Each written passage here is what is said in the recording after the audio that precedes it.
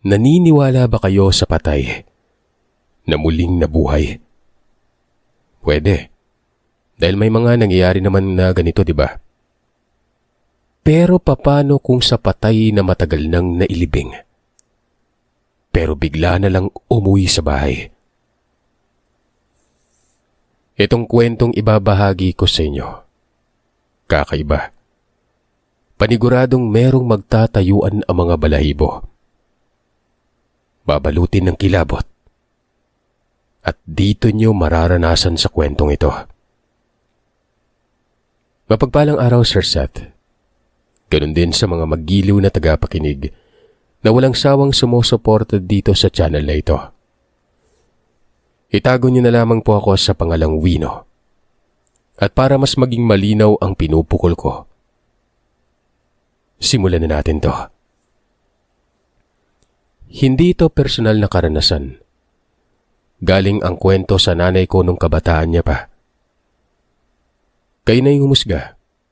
Pero sa paniniwala ko, tunay at legit ang karanasan niya. Bakit? May mga gamit kasi siyang kakaiba na hanggang ngayon, dala-dala niya pa rin ito. Ito nga palang kwentong ito ay sisimulan ko sa umpisa.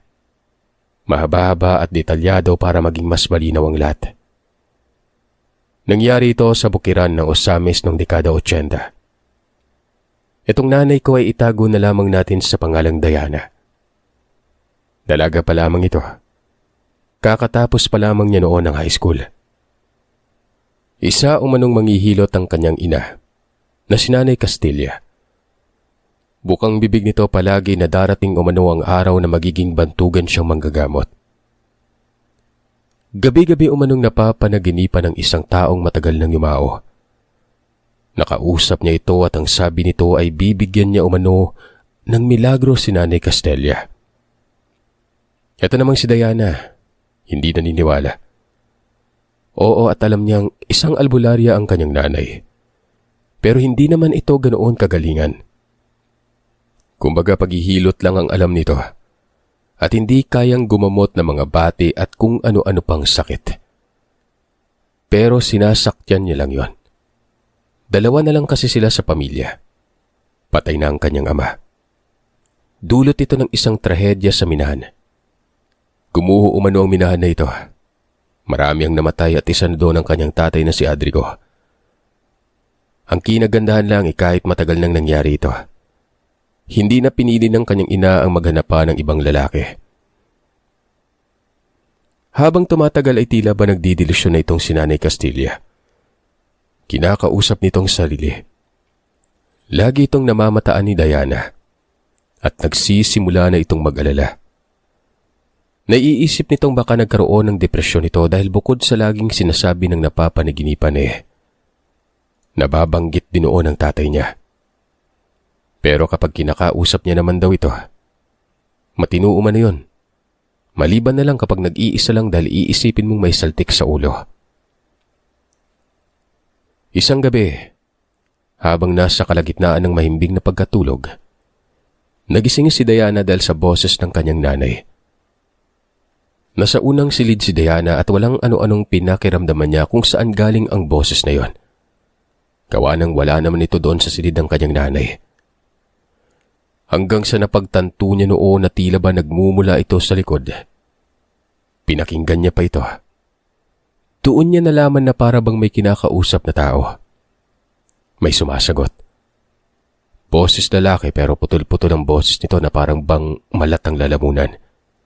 Yung paos.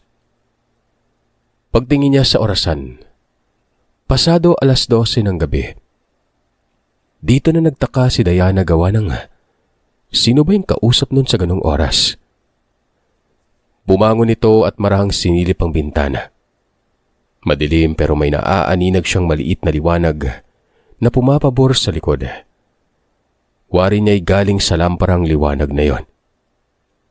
Tinawag niyang ina pero hindi naman ito tumutugon. Kung kaya naman lumabas siya at marahang sinilip ang likod. Nanigas na lang umano ang kanyang katawan nang makita ang kanyang nanay. Nakaluhod sa lupa at nakatingala sa isang imahe ng tao na kulay itim. Parang anino lamang ito at hindi sumasayad ang mga paa sa lupa. Mabilis na bumalik sa loob ng bahay si Diana. Dulot ng takot noon, sinara niya ang pinto tapos nagtalokbong ng kumot. Naririnig niya pa rin ang pag-uusap sa labas. Naiisip niyang isang maligno ang nasa harap ng kanyang nanay Castelia. Inantay niya umano na matapos pero nakatulog na siya noon nang hindi niya namamalayan. Kinabukasan ay hinanap ng kanyang ina upang kausapin pero wala umano ito sa bahay. Unang beses nangyari ito na wala ang kanyang ina sa mumunting bahay nila. Samantala ay lagi naman itong namamata ang abala sa mga oras na yon. Yung sala pa nga umano ay hindi naligpit ng mga kalat. Kahit ang kusina nila ay naroroon pa rin ang hugasin at wala pang nakasalang na kaldero para sa sinaing na bigas. Sa madaling salita, mula pa kagabi ay wala ang kanyang nanay sa loob ng bahay. Hinanap niya ito. Nagtatanong siya sa mga kapitbahay noon, maging sa mga kaanak. Pero wala ni isa sa mga ito ang nakakita sa ilaw ng tahanan. Hanggang sa sumagi sa isip niya ang ginawang maliit na bahay ng kanyang tatay noong nabubuhay pa ito. Sa may liblib yun.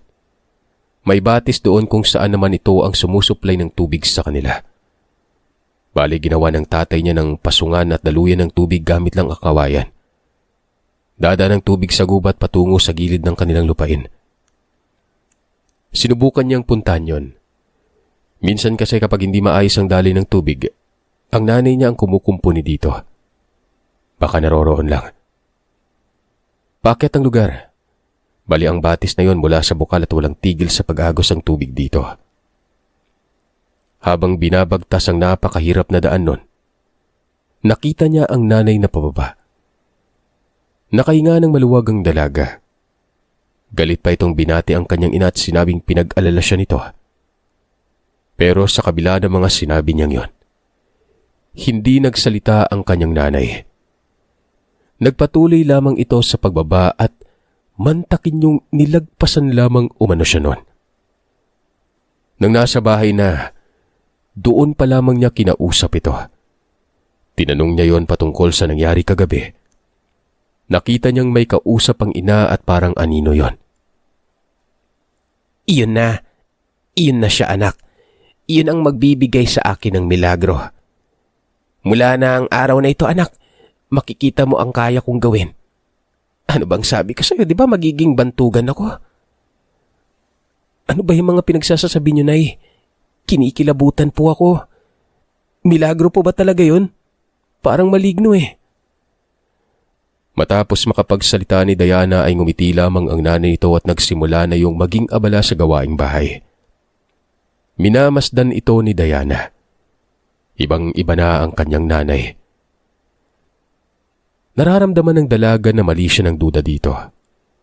Nasa tingin niya ay iiniwan na ng katinuan pero kung ano ang nakita niya kagabi, yun ang magpapatotoo na hindi nababaliw ang nanay niya. Makalipas umano ng ilang araw kung hindi siya nagkakamali.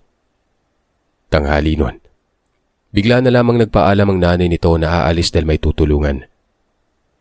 Nagtanong si Diana sa kung saan at sino ang tutulungan niya. Pero ang sabi lamang umano nun, kung gustong sumama ni Diana ay sumama daw ito. Nang masagot ang mga tinatanong niya. Tumango ang dalaga at pagkalabas ng kanyang nanay ay sumunod dito. Akala niya'y malayo pero naroroon lamang ito sa sentro ng layo nila. Mga 15 minutos ang lakaran. Doon daw ito sa isang kaanak nila nun. Hindi naman marami ang bahay sa lugar. Parang katulad lang ng lugar nila. Naroroon nga lang yung barangay hall. Tinatanong ni Diana kung anong sadya. Tinuro kasi nito kung aling bahay. Yun na nga't pinsan lang pala ito ng kanyang nanay. Pero sa kabila ng pagtatanong ay hindi ito kumibo. Nagpatuloy lamang sila sa paglalakad. Hanggang sa bumungad na at nakita sila ng mga nakatira sa bahay. Bumati kaagad ang nanay Castelia nun. Ganoon na lamang ang pagtataka ni Diana dahil pagkatapos ng bati ay sinabi nitong, "May sakit yung anak mo, Borromeo, tama? Huwag niyong dalhin sa ospital dahil walang maitutulong ito sa kanya. Pwede ko bang masuri ang bata? Napabusangot umano ang mukha ng mga tao. Maging si Diana, para bang hindi makapaniwala. Doon sila sa beranda. Maliit lang naman na bahay ito pero may malawak na beranda. Itong nabanggit na si Borromeo, ito yung pinsan ng kanyang nanay. Sinabing papano daw na lamang may sakit ang kanyang anak. Pero sinabi lang ni Nanay Castella na huwag na umanong magtanong. Kailangan niya magamot ang bata sa lalong madaling panahon. Ano bang nangyayari at naguguluhan ako sa'yo, Castella? Pero sige. Siya ining ilabas mo nga ang kapatid mo. Dahan-dahan lang ay masakit ang katawan niya. Nasaan ba yung nanay mo, Ning? Wala eh. Di ba nga nagsabi na mangungutang yon para sa pagpapadoktor dito kay Jim? Tia Castilla, sigurado po ba kayo? Di ba po hilot lang naman yung alam nyo? Tanong nito ni Ining na anak ni Borromeo. Tumango naman ang nanay ni Diana at sinabing sigurado siya. Dinala sa beranda ang bata. Ito na si Jim. Inaalalayan yun at putlang-putla mukha niya. Nangingitim ang mga labi. Ang lalim ng mga mata. Ganon din ang hininga nito na parabang naghihingalo. Ito na din ay ayon sa nasilayan ni Diana. Kinakabahan daw siya sa mga sandaling yon. Napakaseryoso ng nanay niya. Damang-dama niyang parang hindi na ito yung dating si Nanay Castella. Parabang sinasapian. Matapos mapaupo ang bata sa bangko ay tinitigan ito ng mata sa mata ni Nanay Castella. Nakita ni Diana nanginginig umano ang kamay ng nanay niya noon. Tapos ay biglang dinampi ang palad sa mukha ng bata at pumikit ang mga mata noon. Nagsasalita daw yun pero ang namumutawi sa bibig nito ay hindi niya maintindihan na parabang muni-muni na tira-bahala. Hindi niya alam kung lingwahe ba o kung ano. Bulol pa ito tapos buhol-buhol din ng pagkakabigkas. Ilang mga sandali lang ay dumura daw ito sa palad. Yung tipong parang hangin lang. Walang kung anong laway o ano. Pagkatapos ay hinagod ito sa kamay na animoy langis at pinahid sa likod ng bata. Nasa 8 taong gulang itong Jim na ito. Si Ining naman ay kaedaran nitong ni Diana. Nakakabinging katahimikan umano ang meron sa may beranda. Walang kibuan. Niwala nga daw silang galawan noon at nakatitig lamang sa ginagawa ni Nanay Castilla. Ilang mga sandali lang ay umupo na sa may railings ito. Tapos ay nagbuntong hininga at sinabing, bukas ay magaling na daw itong si Jim. Uuhawin daw ito ng uuhawin. May bati umano ito sa maligno. May sakit pa ito sa baga kung kaya bumagsak ang katawan. Kanina pa ako nagtataka. Hindi ka naman ganito, Castella. Tsaka kakaiba ka magsalita ngayon ha. Diana, ano bang nangyayari talaga dito sa nanay mo? Nagkibit-balikat lamang daw si Diana at sinabing hindi niya alam. Maging siya ay naninibago sa kanyang ina. Hanggang sa nagsalita daw itong Nanay Castella. Magtiwala lang daw sa kanya dahil bitbit niya umano ang milagro. Matapos lang makapagsalita ay tumayo na ito at hindi man lang nagpaalam bago umalis. Muling nagkibit-balikat si Diana. Sumunod siya sa nanay nun. Binilisan niya ang paglalakad para makasabayan ito. At noong malapit niya na umanong maabutan, huminto ito tapos nakita niyang nakatingin sa malayo. Napakaseryoso ng mukha nito. Sinipat naman umano ni Diana kung sino ang tinititigan. Pero wala namang kabahay-bahay doon sa lugar kung saan ito nakatanaw. Maging tao wala din. Tinanong niya ang Nanay Castella at wika ng dalaga ay ano ba umanong problema at parang may minamasdan ito doon. Sino ba namang mag-aakala na may isa pang nangangailangan ng tulong? Mukhang delikado ang kalagayan niya, anak. Gusto mo bang sumama? Po, saan naman po tayo pupunta, Nay? Kakahuyan po yan. Nay, magsabi ka po ng totoo. Ano po ba talaga ang nangyayari? Hindi ba? Nakita mo na yung nangyari, anak. Hindi mo na kailangang magtanong. Ano bang sabi ko? Kapag sumama ka ay masasagot ang mga katanungang bumabagabag sa isip mo. Kung gusto mong umuwi, anak, mauna ka na. Walang ano-anong naglakad na yon pagkatapos magsalita. Ito namang si Diana ay sumunod na lang. Hindi mawala-wala ang pagtataka sa kanya noon. Bagamat natunghayan niya na ang ginawa nito pero hanggang doon lang. Hindi naman aktong gumaling si Jim para sabihing nasagot na yung pagkabagabag niya. Pakiramdam niya ay bitin at tila may hindi talaga magandang nangyari. Idagdag pa dyan ang malaking pagbabago ng ugali ng kanyang ina. Tahimik lang silang naglalakad. Kasama sa pagtataka ay ang kilabot na hindi niya mawari kung ano. Gubat na ang tinatahak nila. Walang alam ang dalaga sa kung saan ba sila. Kung kanina'y iniisip niyang malapit lang dahil nga sa kaanak lang yun banda. Pero sa mga puntong yun, dapit hapon na pero hindi pa sila nakakarating. Maayos naman ang daan kahit gubat. Mababa lang ang damo at ang namamayani dito ay ang naglalaki ang mga puno. Yung lupain daw kasi na yun parang napangalagaan. May mga rubber tree dito at may sugong para pang salo ng katas. Pero walang katao-tao ang lugar. Ni bahay ay wala pang nakikita si Diana. Hanggang sa maya-maya pa, lumusot umano sila noon sa isang maliit na kalsada. Hindi lubos mapagtanto ni Diana na may nayon pala sa likod ng gubat na yon. Wari niya iba ang daanan dito tsaka hindi pa siya nakakapunta doon. May mga bahay na panakanaka. May mga ilang mga taong nagsisiga. Nagpapausok dahil nga malapit na talagang magtakip silim. Ngawit na ang mga paa ni Diana. Huminto sila sa isang bahay. Tapos dito'y nagsalita ang kanyang nanay. May matanda umanong inaaswang nawari pinapalala ang sakit. At sa bahay na nakikita daw nila ito nakatira. Kung hindi niya gagawa ng paraan, mamamatay yun bukas o hindi naman kaya sa makalawa. Aswang, Nay?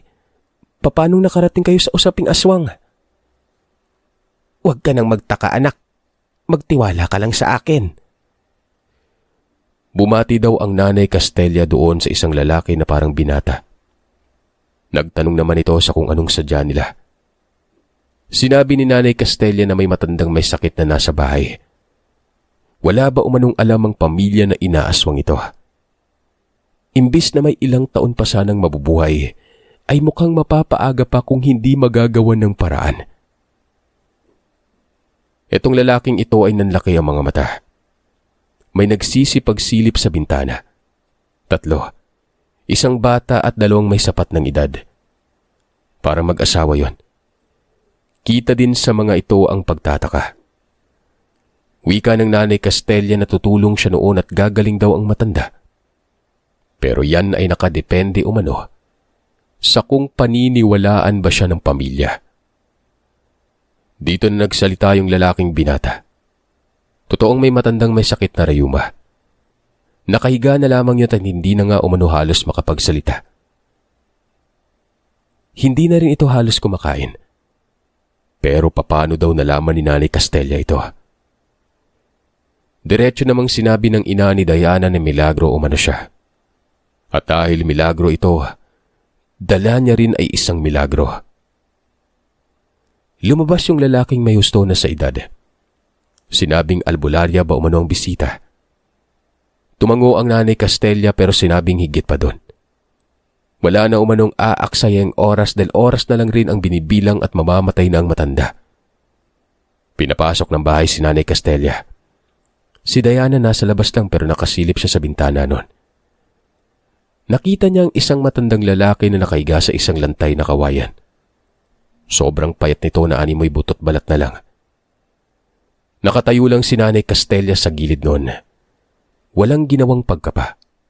Walang dura. At wala talagang pagmumuni-muni. Basta, nakatayo lang daw. Maya-maya pa ay sinabi nitong magaling na daw ang matanda. Pero kinakailangang magpalakas nun. Maglagay na lamang umano ng mga pangontra ng aswang sa labas ng bahay. Dahil ito umanong may sakit, pinapalala ng aswang ang karamdaman niya. Alam niyo na siguro ang mga ayaw ng aswang, di ba? Hindi pwedeng hindi dahil nasa bukid kayo. Kayo na ang bahala dahil tapos na ako sa pagtulong ko. Walang nakakibuka agad. Nagkakatitigan pa sila noon na parabang hindi makapaniwala. Pero biglang umubo itong matandang nakahiga. Huminga ng malalim at sinabing nagugutom umano siya. Manghang-mangha ang pamilya. Walang ano-anong nagtanong ang lalaki na taga saan ba daw sila. Binanggit naman ng Nanay Castella ang lugar. Kasunod noon ay ang pag-alis na nila sa lugar na yon. Sumunod din naman kaagad si Diana. Napapailing si Diana gawa ng ayon sa narinig niya. Hindi nang halos kumakain pero bigla na lang nagsabing nagugutom. Nay, totoo po bang gagaling yun? Parang ginaganahan na yung matanda eh. Ikaw na din ang nagsagot sa sarili mong tanong. Tara na at parang uulan pa yata. Nakakaamoy ako ng putik eh. Mabilis na naglakad si Nanay Castella noon. Pagtingala ni Diana ay maganda naman ang panahon. Pero noong nasa gubat na sila banda ay bumagsak umano ang malakas na ulan. Namangha ang dalaga dahil nagkatotoo ang sinabi ng kanyang ina. Basang-basa sila nang makarating sa bahay. Para umanong ibang-iba na yung nanay niya. Nakatitig lang si Diana na para bang isa na itong sugo. Yun pa daw ang umasikaso sa makakain nila. Nagligpit ng mga kagamitan at naglaba. Tinapos nito ang nakaligtaang trabaho sa bahay.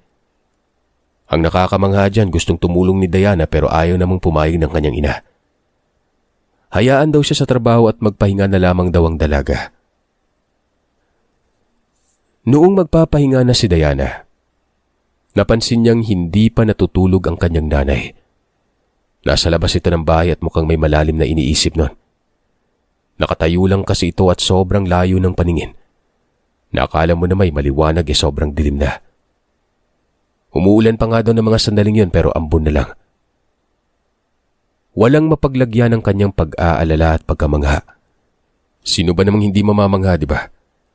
Dahil nga sa mga natutunghayan niyang nakakabaliw na tagpo.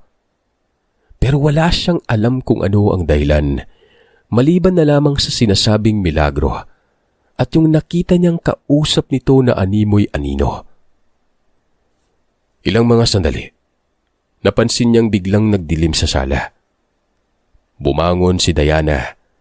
Nakita niyang kinuha pala ng kanyang nanay ang maliit nilang lampara at patungo sa labas. Sinundan niya ito ng tingin. Palayo ng palayo at hindi na lumilingon. Para ba umanong walang diwa itong naglalakad. Naiisip niya noon na baka may pupunta na naman ito.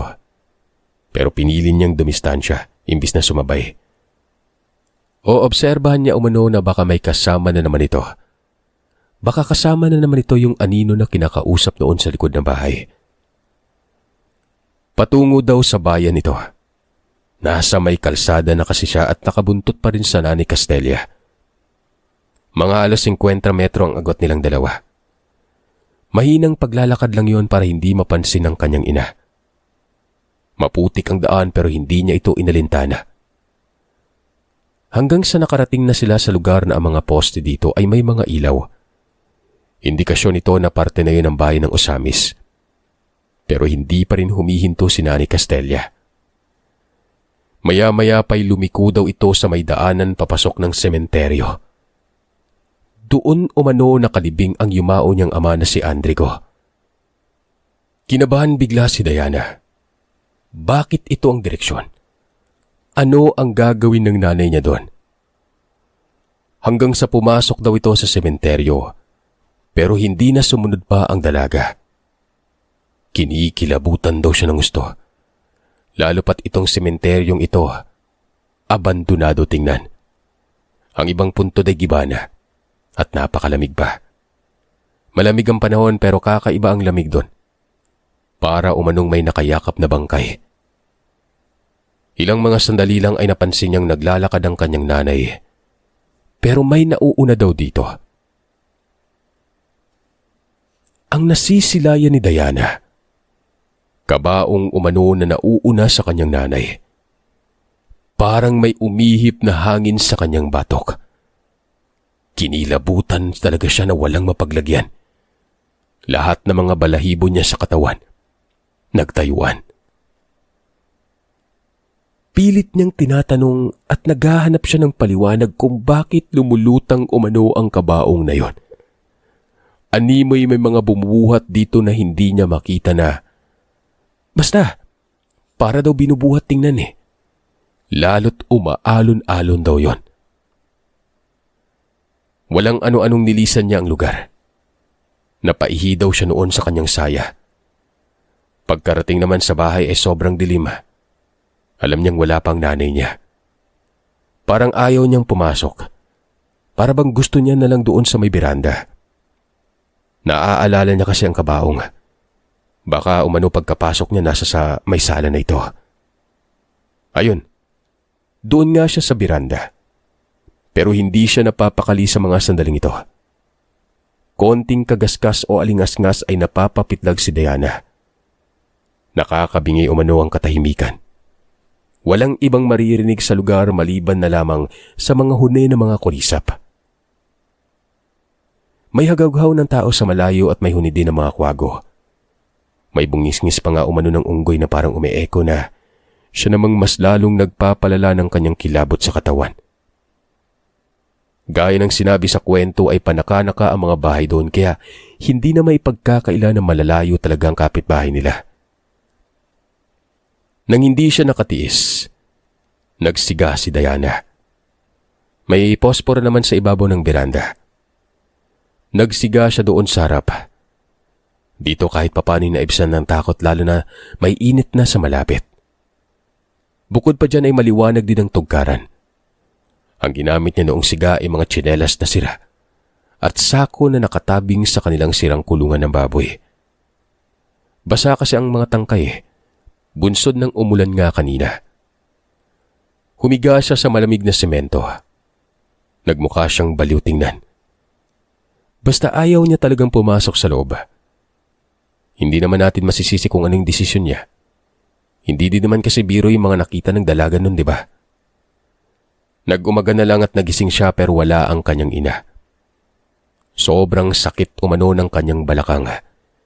Binalot ba naman ang kabag ang katawan niya? Dito niya na piniling lumipat sa loob pero wala siyang inatupag noon kung hindi ang bumalik sa tulog. Nagising muli si Diana ng mataas ng araw. Tumagos katito sa bintana at tumama sa mukha niya. Nilalagnat daw siya ng mga sandaling yon. Pero hindi yun naging dahilan para magmistulang inahing manok na lagi na lang nakalimlim. Bumangon umano siya noon at naglugaw. Habang nangyayari naman ito ay sinisipat niya ang nanay sa labas. Tinatawag niya pa yun pero wala. Hindi niya nabalak hanapin. Natitiyak siyang madadagdagan lamang ang kanyang takot. Inantay niya ito buong maghapon pero muli na lang gumabi. Wala pang nanay niya. Pero kahit papano sa mga sandaling ito ay nakahanda na siya sa gabing yon. Yung isa nilang lampara inayos niya yung total. May gas namang reselba. Masakit pa rin ang kanyang kasukasuan. Aminado siyang nag-aalala siya noon pero hindi niya inisip ang lumabas ng bahay para hanapin ang kanyang nanay. Pagsapit umano ng hating gabi, nagkaroon ng liwanag sa beranda. Napabangon ng dalaga gawa ng ang lampara na ginagamit niya. Nasa silid niya yon. Bakit may liwanag sa labas?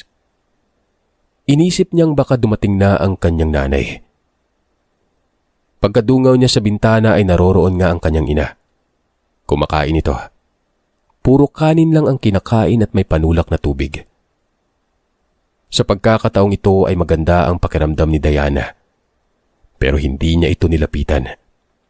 Sapat na umanong umuwi at napanatag ang dalaga. Pero kinabukasan ng magising siya, wala na naman ito. Hindi na daw maganda ang kanyang nararamdaman noon. Halong kababalagan at hindi pang karaniwan na ito. Nagsawalang bahala si Diana. Hinanap ang kanyang ina at nagtanong muna ito sa kapitbahay nilang pinakamalapit. Daanan din naman kasi doon banda kaya yun ang unang sinadya niya. Bali ito ang landas patungong kalsada at hindi sementado. Dito niya nalaman na dumaan daw ang kanyang nanay kaninang umaga. Binati pa nga umano ng pamilyang nakatira doon. Tapos sinabi daw ng kanyang nanay na may pupuntan ng siyang lugar. Nabanggit din ito ang pangalan ng lugar at nasa sunod na nayon lamang umano yon. Bali sa kanlurang banda pero mas bukid pa ito kaysa sa kanila. Ano naman daw po yung sabi? May nabanggit din ba siyang sadya na doon, Manoy? May tutulungan daw eh. Nako, kahapon may naghahanap sa nanay mo. Taga doon oh. Kaanak niyo daw yun eh.